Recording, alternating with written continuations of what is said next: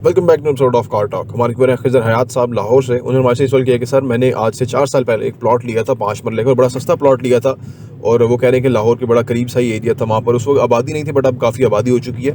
और वो कह रहे हैं कि 1 साल पहले मुझे उस प्लॉट की ऑफर हुई थी 1.5 करोड़ रुपया, 5 मरले मेरा प्लॉट था उसकी। तो मैंने उस वक्त उसको सेल नहीं किया। मैंने कहा कि यार थोड़ा मुझे लग रहा है कि मजीद ऊपर जाएगा, उसका रेट मजीद बेहतर होगा। अब वो कह रहे हैं कि जो आजकल सिचुएशन चल रही है तो आजकल मुझे उस प्लॉट का 1 करोड़ 10 लाख मैक्सिमम मिल रहा है, या 1 करोड़ 15 लाख जो है ना उसका भी मुझे टाइम अगर मैं दूँ 5-6 महीने का तो मुझे 1 करोड़ 15 लाख मिल रहा है, वरना मुझे नहीं मिल रहा।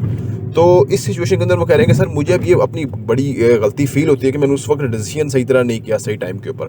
अब वो कह रहे हैं कि कोई ऐसा तरीका, साइंटिफिक तरीका है कि जब कोई उसको बंदा इस तरीके से इस तरह कैलकुलेट कर सके कि यार कोई ऑफर आई है तो उस तरीके से बंदा देख ले कि क्या ये मैक्सिमम ऑफर है या नहीं है। क्योंकि ये जब अगर बाद में ऐसा हो जाए कि पहले आपको एक 50 ऑफर आई हुई है, बाद में आपको एक 10 मिल रहा हो और आपको 40 का गैप आ रहा हो, तो उसको आपको बड़ा वो चीज़ फील होती है। तो इस चीज़ से कैसे बचा जाए, आइए इस पर बात करते हैं।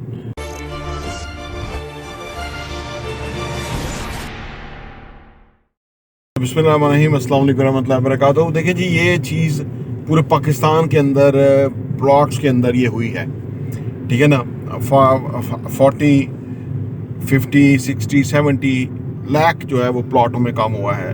ये तो 5 मरले और 10 मरले में। तो इसका मतलब है कि ये जो हुआ है वो अक्रॉस द बोर्ड हुआ है, हर प्लॉट की हर होल्डिंग वाले के साथ ये मामला हुआ है।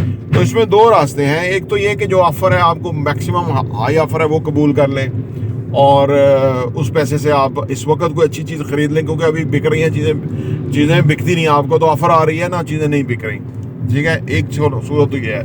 दूसरी तो ये है कि आप इसको होल्ड कर लें। जो आपने कैफियत बयान की, ये कैफियत हमारे साथ होती रहती है, ठीक है ना, ऑन एंड ऑफ होती रहती है कि भाई कस्टमर इतने की ऑफ़र दे रहा है और हम नहीं देते और बाद में उतने का भी कस्टमर नहीं आता। सम टाइम ऐसा भी होता है। और जिन लोगों का हमने प्रॉपर्टी बेचनी होती है, उन्होंने कहा होता है, तो वो पता नहीं क्या समझते हैं, वो कहते हैं शायद हमारी बिकवा नहीं रहे या वो। तो ये कैफियत होती ही है हर एक के साथ। तो इस कैफियत को जो है ना, इसको काम का हिस्सा समझते हैं, क्योंकि हमारा जो एक्चुअल अमाउंट है वो कम नहीं हो रही, हमारा प्रॉफिट में से प्रॉफिट कम हो रहा है। तो ये थोड़ा सा कैफियत आपको जहन में रखनी चाहिए। तो ये बात है। अच्छा, आपने कहा कोई साइंटिफिक रीज़न कि मैं इससे बताऊँ। हाँ, ये साइंटिफिक रीज़न ये है कि आप बेचने से पहले 1.5 करोड़ वाली प्रॉपर्टी करोड़ में नेगोशिएट कर लें, ठीक है ना। कि यानी 1.5 करोड़ वाली प्रॉपर्टी आपने खरीदनी है, मतलब प्रॉपर्टी बेचेंगे तो प्रॉपर्टी खरीदेंगे ना, तो आप पैसे को ज़ाया तो नहीं करेंगे या खर्च तो नहीं करेंगे। आपका एक असासा है या आपका एक पैसा है। तो अब आप 1.5 करोड़ वाली प्रॉपर्टी को जब करोड़ में नेगोशिएट कर लेंगे तो ये आपकी एक 15 की बिक रही है, तो करोड़ रुपया उधर दें तो आपकी प्रॉपर्टी वापस 1.5 करोड़ वाली हो गई, उससे अपग्रेड होगी जो अभी आपकी है, और 15 लाख रुपए भी आपको बच गया। तो ये हम इस तरह करते होते हैं चीज़ों को, कहीं से कम फायदा हो रहा है, कहीं से ज़्यादा हो रहा है, तो वो एवरेज जो है फिर बराबर हो जाएगी। तो ये एक तजवीज़ है कि आपके केस में ये अगर आप कर लेते हैं तो ये आपको फ़ायदा दे सकती है। अदरवाइज़ या तो आपको बेचना होगा लॉस के ऊपर, यानी प्रॉफिट की कमी के ऊपर ही, या आपको वेट करना होगा। अब अगर वेट करने वाली बात पे जाते हैं तो वो भी गैर यकीनी सूरत हाल पाकिस्तान से ख़त्म ही नहीं हो रही। एक आर्टिकल छप गया, फिर इंटरनेशनली इमरान खान का मामला जो वो हाईलाइट हो गया, फिर जो है इन्होंने वो जो ऑनलाइन जलसे करते हैं उसके भी ये नेट बंद करने, हालांकि बात तो पूरी दुनिया में फैल रही है। तो वो ये जो चीज़ें हैं ये अभी को सेटलमेंट की तरफ जाती हुई नज़र नहीं आती।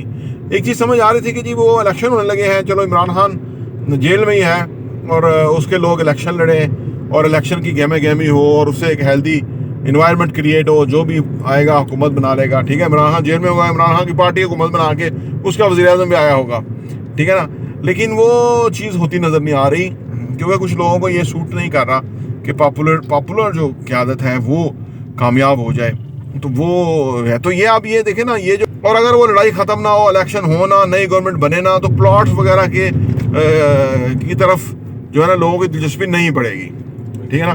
क्योंकि प्लॉट्स के ऊपर टैक्सेशन भी बहुत हो गया। 10 मरले के प्लॉट की ट्रांसफ़र फी जो है 4.25 लाख रुपया है इधर बैरिया में। तो अब आप देखें ना, ख़रीदार जो देगा, तो आप देखें ये सारी जो चीज़ें हैं ये किसी तरह भी रियल एस्टेट के प्लॉट्स को सूट नहीं कर रही। तो ये आप मद्देनज़र रख लें। बाकी जिस तरह से भी आप सोचते हैं, मेरे नज़दीक मैं आपकी जगह होता तो मैं अगली प्रॉपर्टी सस्ती नेगोशिएट करके अपनी बेच के थोड़ा प्रॉफिट कट करके तो मैं उधर लेके, तो मुझे पता लगता कि मैं अपनी पहली से बेहतर प्रॉपर्टी में आ गया हूँ, और जब कभी हालात बेहतर होंगे तो मैं उसको सेल आउट करके तो मैक्सिमम प्रॉफिट ले लूँगा। प्रॉपर्टी इंटरव्यू देखने का बहुत बहुत शुक्रिया।